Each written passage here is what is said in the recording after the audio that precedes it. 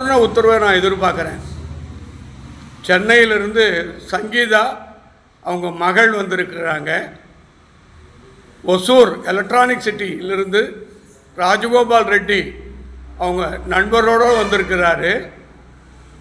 அதே மாதிரி சென்னை விமலா பல் டாக்டர் அவங்க அப்பா அம்மா அவங்க குடும்பத்தோடு வந்திருக்காங்க. இங்கே கிருஷ்ணகிரியிலிருந்து வந்திருக்காங்க, சேலத்திலேருந்து வந்திருக்காங்க. இங்கே சில பக்தர்கள் வந்திருக்காங்க. ஒவ்வொருத்தரும் ஒவ்வொரு விதமான பிரச்சனையில் இருக்காங்க.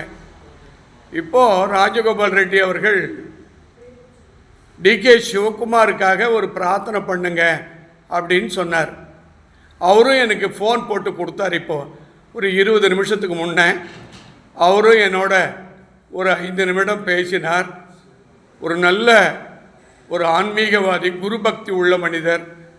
அவர் திருவண்ணாமலையில் வந்து உன் திருவடியை வணங்குவதற்கு உண்டான அந்த யோகத்தை நீ அமைச்சு கொடுக்கணும், அவர் முதலமைச்சராக வரணும்னு ராஜகோபால் ரெட்டி அவர்கள் வேண்டுகோளாக பிரார்த்தனை வைக்கிறார்.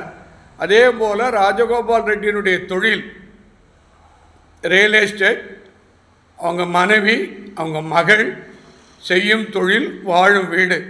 அவருக்கு ஏதேனும் கண் திருஷ்டிகள், ஓம்பல், சங்கடங்கள் தான் நிவர்த்தி ஆகி இந்த நிமிஷத்திலிருந்து நான் ராஜகோபால் ரெட்டிக்கு துணையாக இருப்பேன்டா, அவர் என்ன நாடி பல முறை வந்திருக்கார், அவருக்கு நான் பாதுகாப்பேன் அப்படின்னு அவருக்கு ஒரு அருள்வாக்கும்.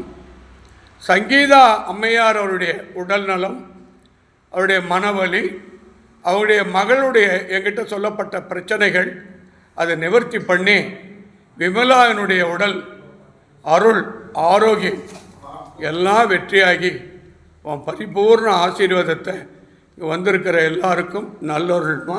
இப்போ தீபார்த்தனை.